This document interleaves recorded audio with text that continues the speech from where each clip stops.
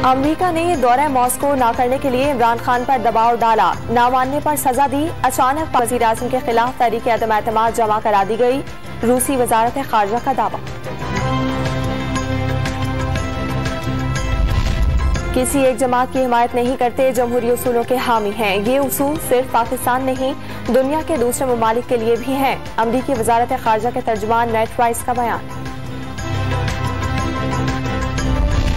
पाकिस्तान एक आज़ाद और खुद मुख्तार मुल्क है। किसी मुल्क को हमारी दाखिली मामलात में मुदाखलत की इजाजत नहीं। नेशनल सिक्योरिटी कमेटी की हिदायत पर दफ्तर खारजा में सिफारतकार को बुलाकर डीमार्च किया, शाह मोहम्मद कुरैशी का बयान।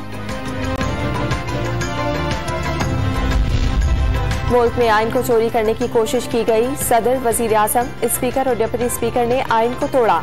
शाहिद हकान अब्बासी की मीडिया से गुफ्तगू। इमरान खान के अहकाम की कोई आईनी और कानूनी हैसियत नहीं, मरियम औरंगजेब का बयान।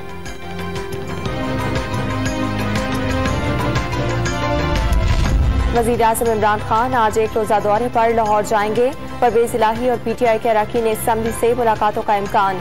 वजीर आला पंजाब के इलेक्शन से मुतालिक हिकमत अमली तय की जाएगी।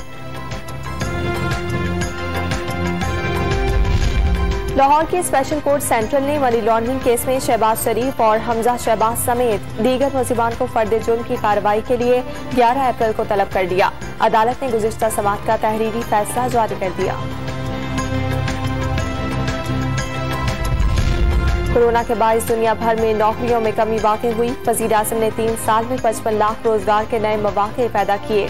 फारूक हबीब का ट्वीट।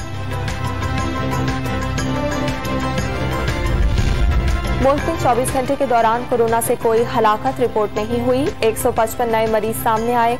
मुस्बत केसेस की शरह 0 पर बरकरार।